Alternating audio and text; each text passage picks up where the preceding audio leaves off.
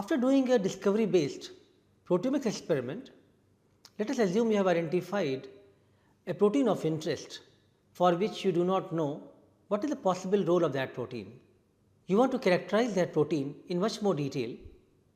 So, a possible way of doing that experiment could be you can do immunoprecipitation and identify that this protein of interest interacts with which other proteins. So, protein interaction networks could at least tell you the possible role that what that protein may have. In this light, immunoprecipitation followed by mass spectrometry have become a very powerful technique to do the protein interaction analysis.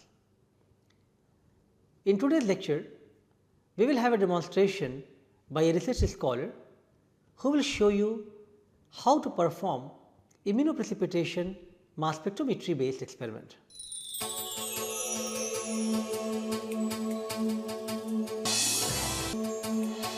Resin or a bead support, and we will conjugate our antibodies with it.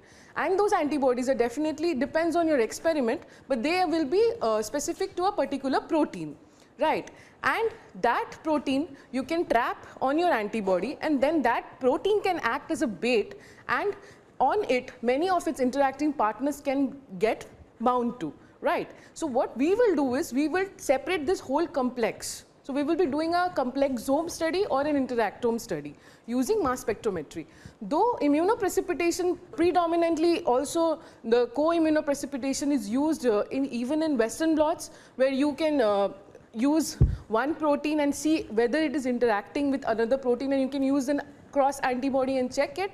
So this also is basically how IP is conventionally used, but here we will be doing it how we will study it using, like in Western blot you can identify maybe one interacting partner, but using mass spectrometry you can identify a plethora of proteins from your complex.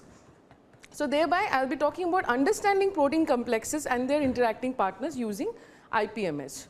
So basically this is the workflow. So we will have a bead support. Majorly people use Cepheiros beads, people use agarose beads also with protein A or protein G immobilized, because protein A or G will bind to the Fc region of the antibody.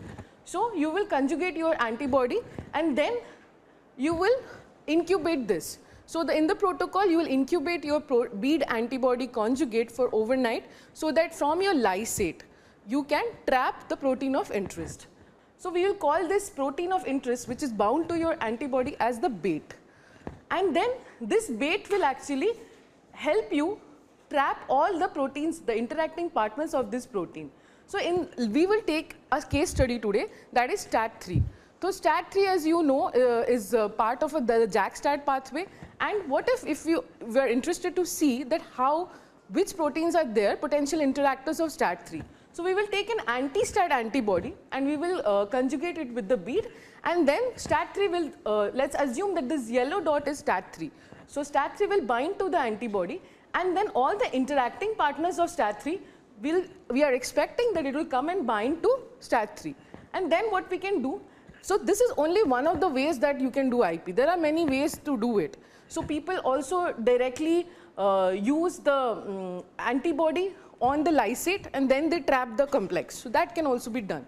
So there are modifications of it, but in this case we will have the whole complexome like this, and then we can run a simple SDS page, we can excise the bands and do an ingel digestion and give it to the mass spectrometry analysis. So what will happen, you can exactly know which molecular regions you are looking at, and you can go back to the database, you can see at your identified proteins from the mass spec, and you can know how relevant are your hits, whether at all they are interacting partners of STAT3.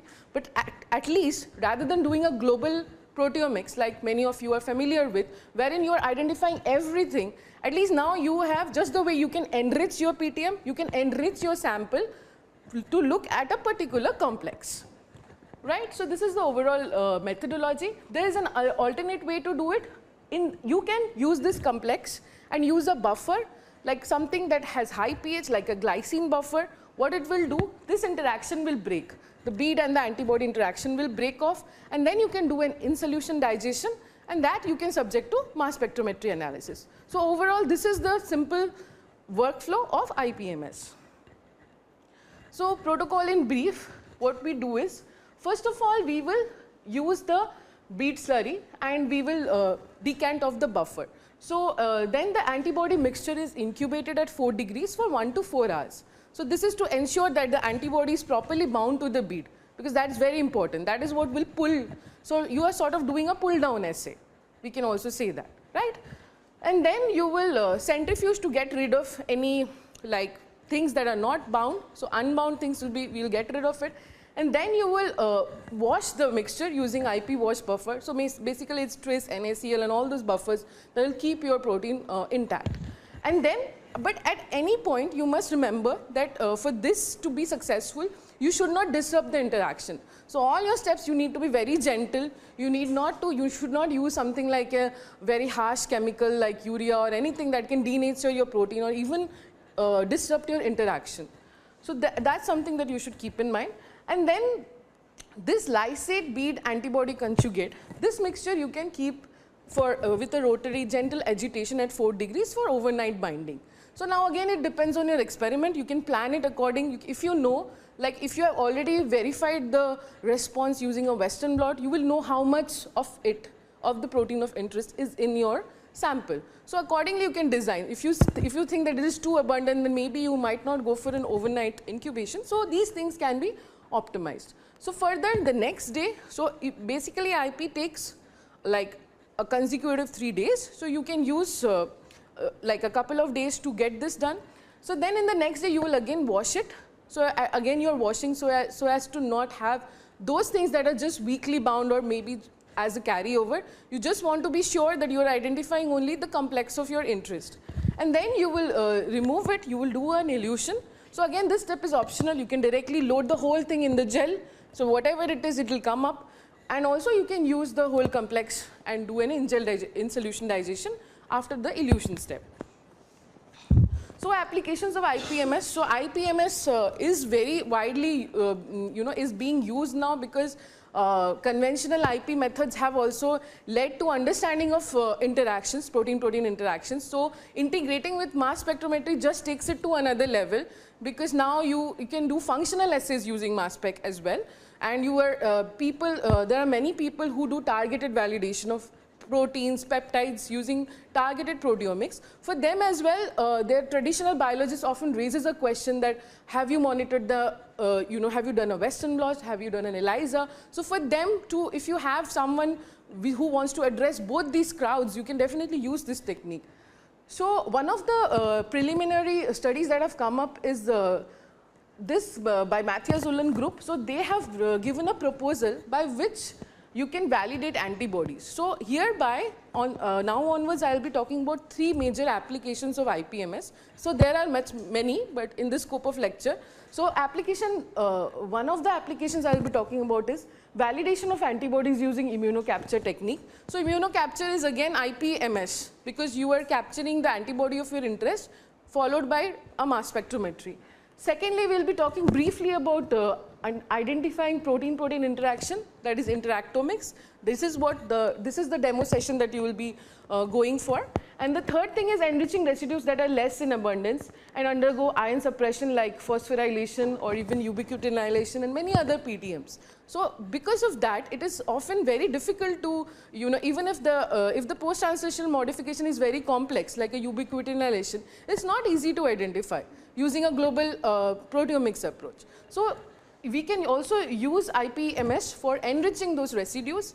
Like we can enrich the residues we can ubiquitinylate the proteins and see which are the residues getting ubiquitinalylated. We can use a tyrosine specific antibody which can bind to the tyrosine residues, tyrosine phosphorylated residues, and then we can do a mass spectrometry. So thereby there are many things that you can do with this technique. Coming to the first application, so in this proposal for validation of antibodies, Matthias Ullen group, what they have proposed is that immunocapture followed by mass spectrometry is a very nice way to know whether your antibody is specific or not. So what they are aiming for is, if your antibody is very specific to your target, so if you bind it to a bead conjugate and then you do an immunocapture, it should bind only to the protein of your interest. If you do the washing, if you follow the whole IP protocol, what should you get is only your protein of interest and maybe a few interacting partners, right? But so they have devised this statement that is an antibody can be considered specific if the top 3 peptides are derived from the expected target protein. So if you are looking at an antibody, so you have 3 antibodies, say from vendor A, Abcam, CST, Sigma. So you want to know which one works the best for your experiment. So before, probably you're going to do something very, you might use something very expensive, or you have some sample which is very precious. So before you proceed, you might want to check how specific your antibodies. So you can do an immunocapture, and you can just see whether the top 3 peptides that are coming up after mass spectrometry are of the protein of your interest, in this case STAT3. So if that is coming, you can be confident that whichever antibody is more specific will give higher number of peptides, or the top hits would be from the protein of interest. So in this way, they have proposed that for validating an antibody, they have proposed a panel of many studies, and one of the studies they have proposed is immunocapture. So the second application is studying protein-protein interaction, or the typical interactomics. So as you can see, for any physiological process that you're studying, be it in plants, humans, cancer, or infectious disease, so you often find out your list of targets does not involve one protein. You always have something else along with it. Maybe a transcriptional factor, maybe a protein, another family of proteins. So it's never in isolation. So exactly this is what we can achieve by doing an interactomic study in it. So we will get to see the PPIs, or protein-protein interactors. So in this way, we can map the whole interactome using IPMS. So in the first slide, I had mentioned that the protein of interest can be used as a bait in which the various interactors will come and bind to the bait. And so you can identify the direct interactor. So if protein A is interacting with protein B, so STAT3's direct interactor, say Jun or whatever, binds to STAT. So now even you can identify proteins that are bound to B or Jun or whatever it is. So you are not only identifying the direct interactors, but you are also identifying the indirect interactors. Thereby you can map it, and you can form a map of the interactome. Of course, this alone might not be the ultimate experiment, because there are hundreds of other things, that there can be some molecules that are weakly bound, or the washing might not be efficient. So you need to verify whatever interactors you're getting through alternative techniques, but this can definitely give you a big list of proteins which are potential interactors. So the application 3 I spoke about is how to study low abundant residues using IPMS. So again, taking one of the case studies, so we can enrich our samples in the residue that we are interested to look into. So just the way phosphoproteomic study can be done using TiO2, but you would be aware of the TiO2 technique. It only enriches serine and threonine. You would hardly see any tyrosine residues, because tyrosine residues A are very less in the whole proteome, and B, they are very transient in nature. Sometimes they are phosphorylated, sometimes they are not phosphorylated, so it's hard to get. So what you can do is you can take an antibody, you can pull the tyrosine phosphorylated residues, and you can perform an MS to be very confident that you're getting the tyrosine phosphorylated residues. Similarly, in one of the studies, what they did is, so they studied ubiquitinylation using IPMS.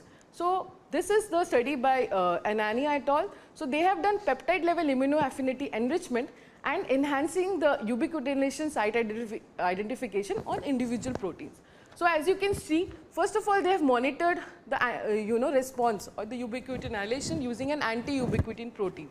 So one of the steps before you proceed for IPMS, you should check the response or the number of residues present or the protein of interest using a Western blot.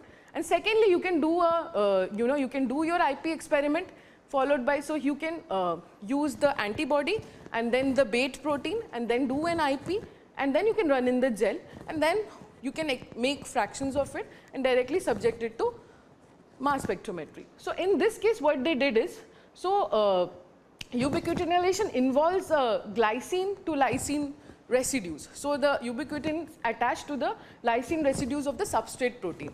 So what they have done is, they have enriched the sample using this KGG stretch. So they have actually tried to only enrich samples that have that ubiquitinylation. And then what they have seen is, they have seen even in the mass spectrometry, they can identify the sites in which the ubiquitinylation. So they can see the stretches of K and G. Thereby, they can be confident that these are they have identified the proteins that are enriched in ubiquitinylation. So now today's case study, we will be doing a small IP experiment. Of course, the whole stretch of experiments is beyond the scope of this course. But what we will see is, we will see that those small steps wherein you conjugate the bead with the antibody, followed by the centrifugation, and of course the lysate and antibody bead conjugation, how it happens in the live session. So what we will do is, we have split this experiment into 3 stages. So stage 1 is, we have verified the STAT3 is present in the tissue lysate that we are probing with. So presence of STAT3 was verified using the Western blot. And then the protein is present, we can have 2 inferences. Number 1, that we have STAT3 in the sample because it is coming up in the Western blot. And number 2, the antibody is very specific because it has not given multiple bands. So then we have moved on to the IP experiment, wherein we have immobilized STAT3, like we have enriched, trapped STAT3 on the antibody, and then we have done the whole IP experiment and we have excised the band and it has been subjected to mass spectrometry. So the stage 3 of the experiment is identification of the proteins, specifically the ones that has been enriched through IP. So we are not taking the whole sample, we are just taking those bands that have come specific and we are subjecting it to mass spectrometry. So you will get a list of proteins and you can then do bioinformatic analysis. So you can do a scoring based on string.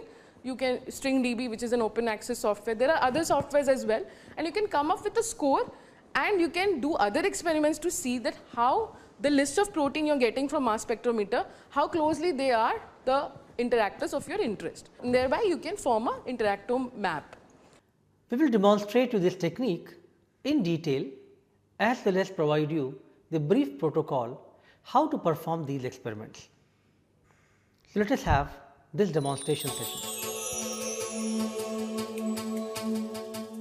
Hello students. So in continuation with the lecture where we learned the theoretical aspects of IPMS, that is immunoaffinity and immunoprecipitation based pull down followed by mass spectrometry. Today we will see what are the steps in which way we can perform this experiment and how to do that for your biological problem. So first of all, just to brief you a little bit about the steps. So majorly in the immunoprecipitation based mass spectrometry, we will be doing the pull down of protein of whose interacting partners you are interested to look into. So for example, let's say protein, say S100A10. So you want to learn what are the interacting partners of S100A10. So for that, first of all, you need to have an antibody which is specific to S100A10. So for that, we need the antibody of the protein of interest whose interacting partners you will be finding out. So here, first of all, we will take the bead. So this is protein A or protein G beads you can take. So basically, the protein A beads have the protein A which is derived from bacteria, and it is highly specific and it binds to the Fc region of the antibody. In that way, we will conjugate the antibody of interest with the bead that is present in your tube. So first of all, we'll prepare an bead antibody conjugate, and then because the antibody is specific to the protein of interest, we will try to pull down that protein from your biological sample. So we will perform the experiment in 3 steps. Number 1, we will prepare the antibody bead conjugate. Number 2, we will be doing the pre-clearing of the lysate. So for example, you want to look into a specific cell line or patient-derived tissue or tumor, and you want to isolate the protein of interest. So for that, we'll first take the lysate of your sample of interest. So this lysate contains thousands of proteins, and you do not want to have a very high background. So first, we need to do a step which is called the pre-clearing of lysate. And then the last step is using the antibody and bead conjugation, the mixture where the antibody is already bound to the bead, and using this pre-clearing lysate, which is the lysate which is clear of all the noise or all the background proteins, that we will incubate overnight. And this is the way we will actually try to get all the interacting partners together in a big complex, which we will subsequently run in a SDS gel and then we will do the gel excision followed by the mass spectrometry. So as you can see, we have the beads here. So first we have to add wash buffer in these beads. So usually what we'll do is we will usually use the pre-chilled wash buffer. So this buffer is already chilled. Why this is done is because the beads need to get like activated prior to the binding with the antibody. So once you put the, so you just give it a little bit of a tap, and once you put the beads and the buffer, so the beads will swell after some time, and then you can perform a centrifugation step followed by which we can put the antibody. So we'll just place it in a container and we will gently rock it for some time so that the buffer is uniformly distributed between the beads.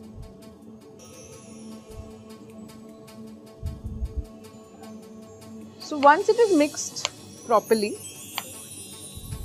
you can also again do a gentle tap and do an inversion so that there is nothing, like there are no beads that are not in touch with the buffer, and then we can do a centrifugation.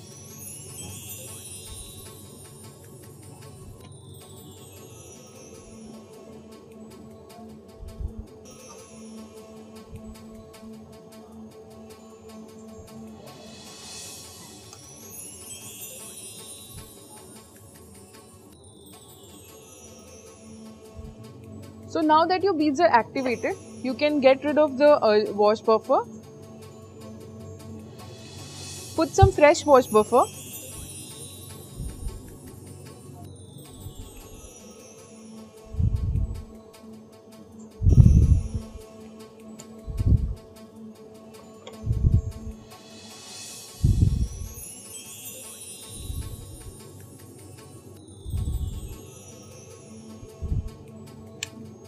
And in this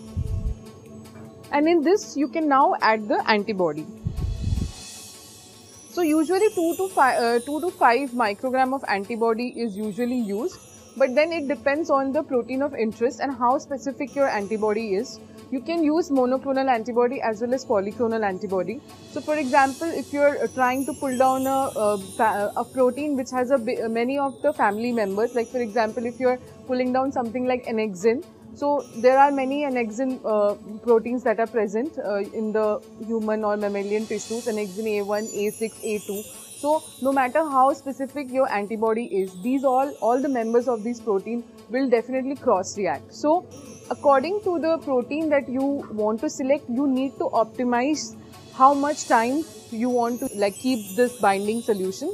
So you can go either for an overnight binding at 4 degrees, or you can do a binding for 2 to 4 hours depending on your experiment. So now what we'll do is, we will add the antibody to the activated beads.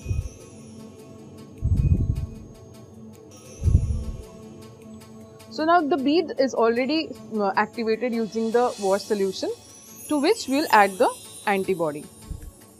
So after adding the antibody, it is not advised that you do a very vigorous shaking or mixing. So you just gently tap it so that everything is properly mixed, and then you again place it in a container and put it on a rocker. So either you can leave it for 2 to 4 hours, or you can do this step overnight. Similarly, for the lysate, you can do a same step wherein you incubate. Instead of the antibody, you incubate the lysate with the bead. So here there is already a pre-cleared lysate, and after this step is done, your beads are already containing the antibody of your interest. We will now put the pre-cleared lysate into the antibody bead conjugate.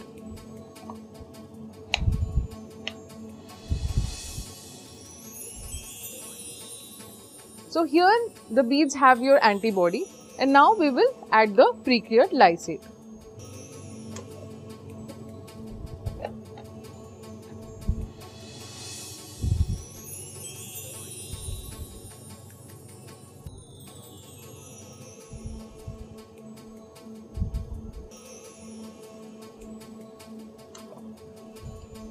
Again you can give a gentle tap and then put it back in the container and place it back on the rocker.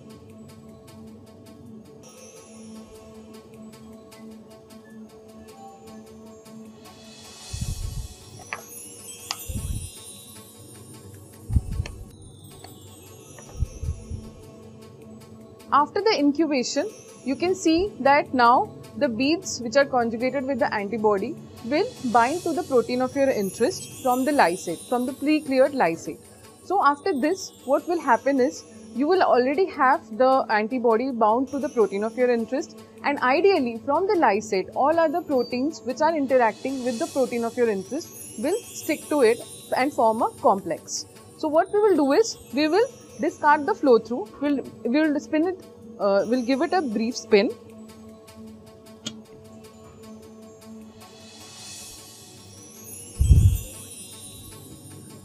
We'll store the flow through in a separate tube.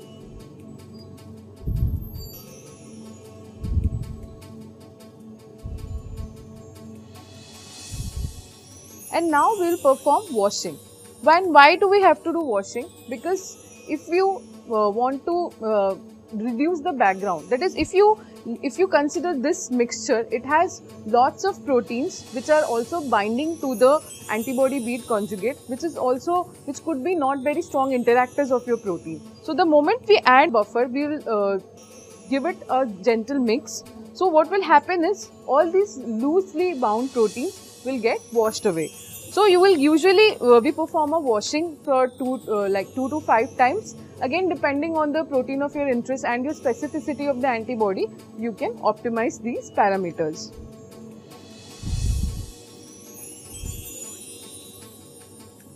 So we will gently mix the buffer with the complex and then we'll give it a gentle stir and then again do the centrifugation.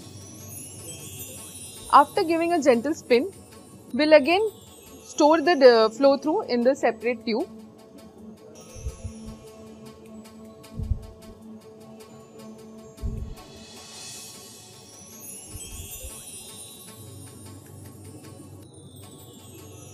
This step will be repeated for 2 to 3 times. You can even go up to 5 times depending on the specificity of your antibody. And then what we will do is, so now we only need to look at the bead and the conjugated complex. So what we will do is, there are 2 ways to go about it. So either you can use an elution buffer which has a lesser pH, that is, you can use trisglycine as a buffer. So what it will do is, it will disrupt the bonds now, it will disrupt the linkage and it will elute out the complex from the bead. So we'll use the elution buffer.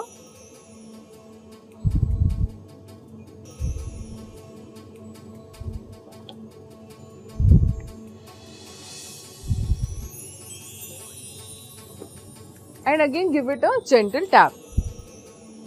After that, we'll again put it in the rocker.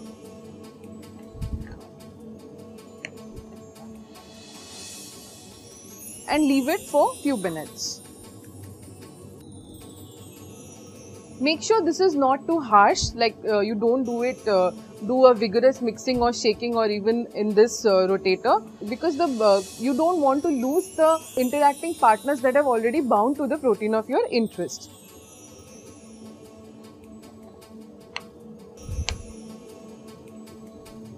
So with this now, we are sure that we have got rid of all the background that might interfere with our study, and now we have only the antibody bound to the protein of interest and the interacting partners. After the elution step, even the bond between the antibody and the proteins of interest starts getting disrupted. So what we will do is, we will again use a little bit of IP buffer and we'll perform a spin.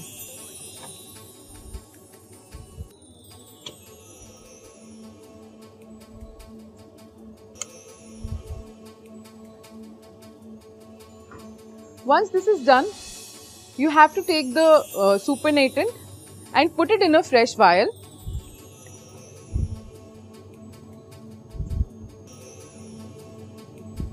So this supernatant now contains your protein of interest as well as all its interacting partners. So there can be two ways by which you can go for the protein identification. Number one, you can go for the in solution digestion of this elute.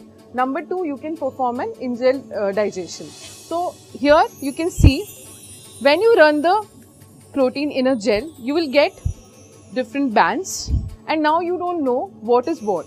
So what happens is various proteins that are present in the mixture will get separated in the SDS. So what we'll do is we will do the in gel digestion. So we will cut the gel and we will make small pieces depending on the number of fractions you want to do. For example, I'll cut this lane into 4 pieces.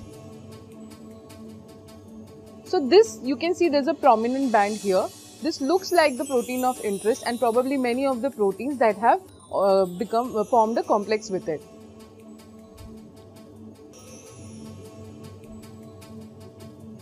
So this we'll cut into further smaller fractions. We'll take the band that has been excised from the gel and we'll perform a in gel digestion.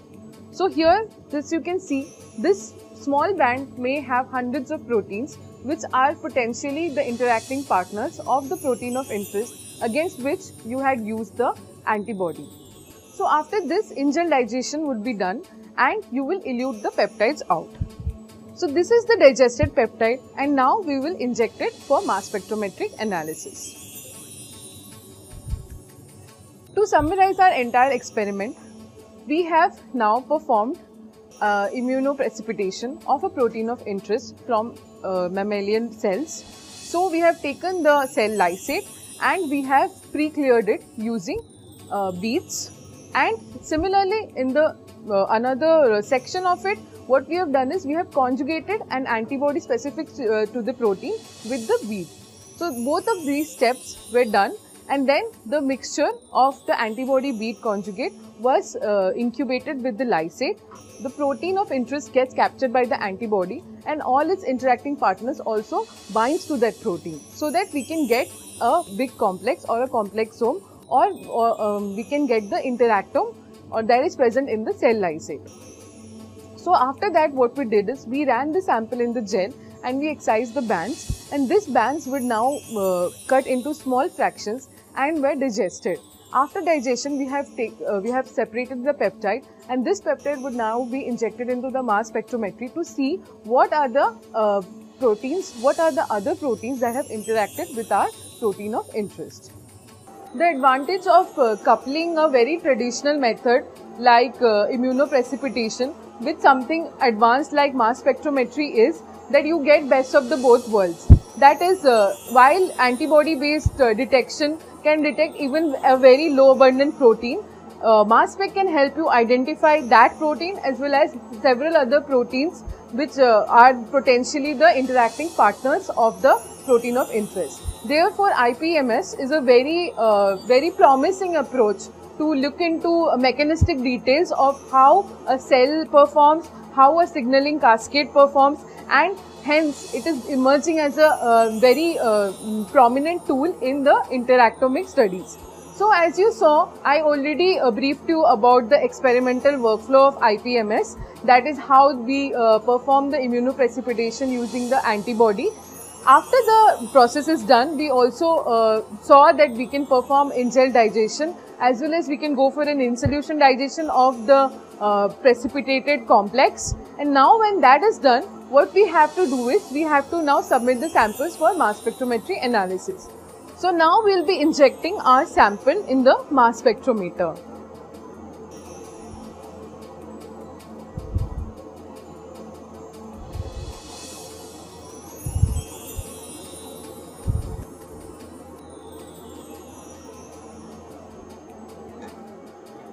So now the sample will be run using the LC gradients and the mass spectrometer, and we will be possibly able to identify the interacting partners of our protein of interest against which the antibody was used.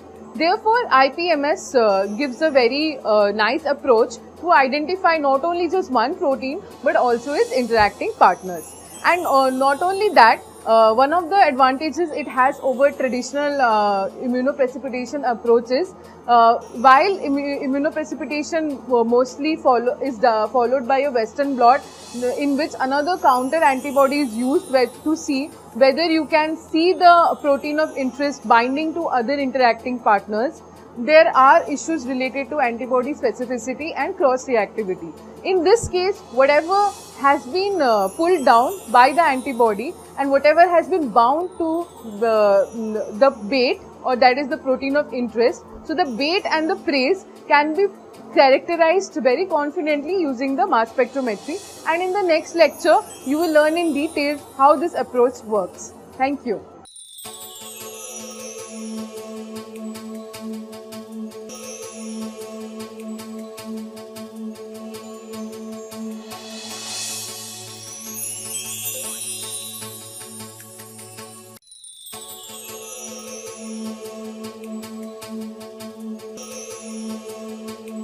Hope now you are all familiar with the entire workflow of immunoprecipitation followed by mass spectrometry based experiment. You may have realized that it is a good way to characterize protein complexes and their response to regulatory mechanisms. The IP experiment allows hundreds of proteins to be identified in a single experiment. However, it is also important to keep in mind that a majority of proteins identified in this experiment may also be non-specific binders.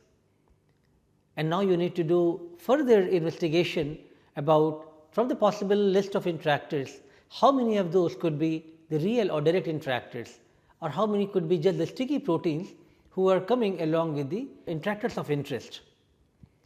Researchers are now looking ways to improve the accuracy of identifying these interactors which could be drawn from the IP experiment.